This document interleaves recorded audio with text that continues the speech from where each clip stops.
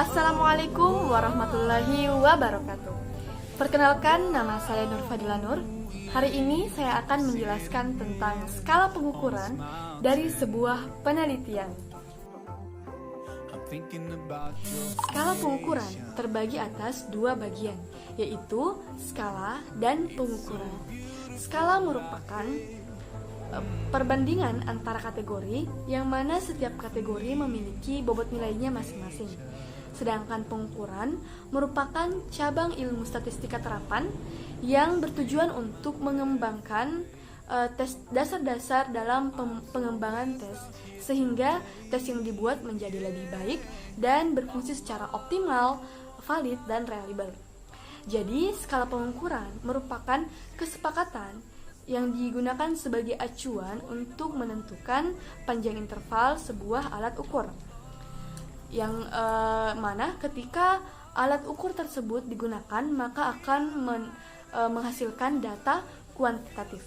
Nah, sebagai contoh, misalnya kita ingin menimbat berat emas, maka instrumen alat ukur atau instrumen pengukuran yang digunakan adalah miligram. Nah, untuk menentukan panjang intervalnya maka kita bisa menggunakan milimeter sebagai instrumen pengukuran. Dalam penelitian kuantitatif ada beberapa skala yang digunakan. Yang pertama adalah skala nominal. Sebuah data dikatakan sebagai skala nominal apabila angka-angka yang terdapat dalam pengukuran tersebut hanya berfungsi sebagai nama atau label dan tidak menunjukkan sebuah kuantitas. Contohnya, dalam menentukan kategori, misalnya kita menggunakan variabel pria dan wanita.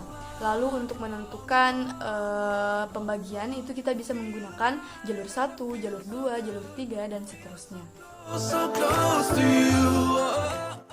Yang kedua adalah skala ordinal.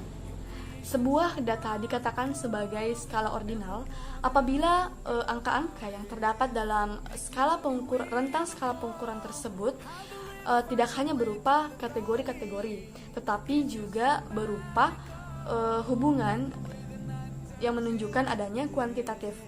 Seperti contohnya tingkatan, yang menunjukkan adanya tingkatan atau urutan. Nah, biasanya skala ordinal ini lebih ke penilaian sikap, pendapat, atau preferensial, dan sebagainya.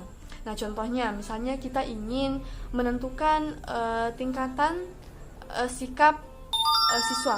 Nah, maka kita bisa menggunakan angka 4 sebagai sikap yang sangat baik, lalu angka 3 sebagai sikap yang baik, dan angka 2 sebagai sikap yang cukup, dan angka 1 sebagai sikap yang kurang baik, ya, tergantung dari keinginan kita masing-masing. Yang ketiga adalah skala interval.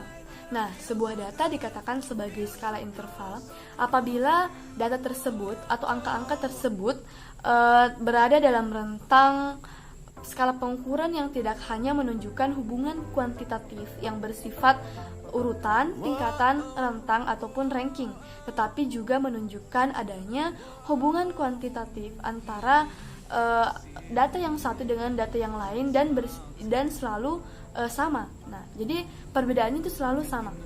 Nah, sebagai contoh, misalnya kita bisa mengetahui jarak antara angka 1 dan angka 5. Nah, kita bisa mengetahui intervalnya, dan angka 5 dengan angka 10, maka rentang intervalnya itu pasti sama.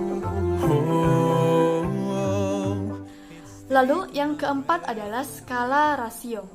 Nah, jenis skala ini merupakan skala yang paling tinggi karena skala ini menunjukkan kuantitas yang bersifat absolut atau mutlak, dan semua hasil pengukuran dari skala ini dapat digunakan di seluruh analisis penelitian dan pastinya sesuai dengan prosedur statistik. Nah, sebagai contoh dari skala rasio ini adalah dari segi penghasilan. Misalnya penghasilan 5 juta, 10 juta, 15 juta, dan seterusnya.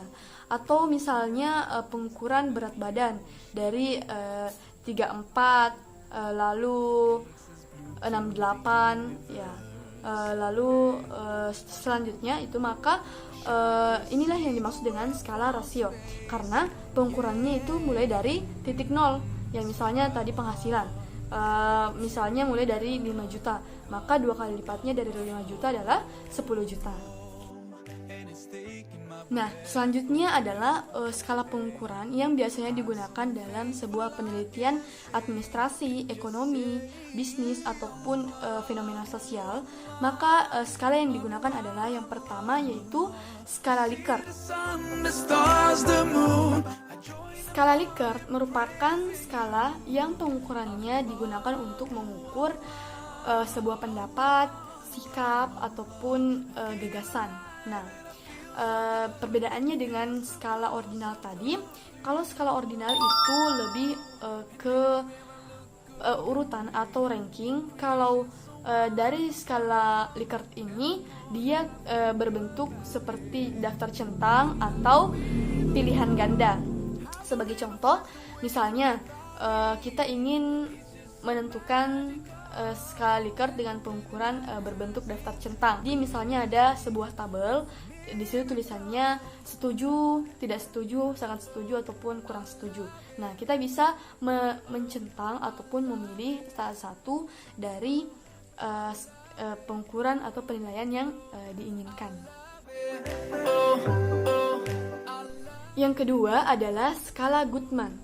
Nah, skala Guttman merupakan skala kumulatif yang biasa juga disebut sebagai skala skalogram, yang sangat baik digunakan untuk meyakinkan para peneliti ketika dia ingin meneliti suatu sikap atau dimensi yang diteliti.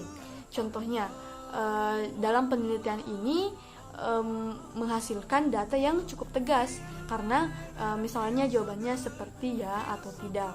Nah, seperti itu. Baik, mungkin itu saja materi yang bisa saya sampaikan. Semoga materi ini bisa bermanfaat bagi teman-teman sekalian, khususnya ketika ingin melakukan penelitian.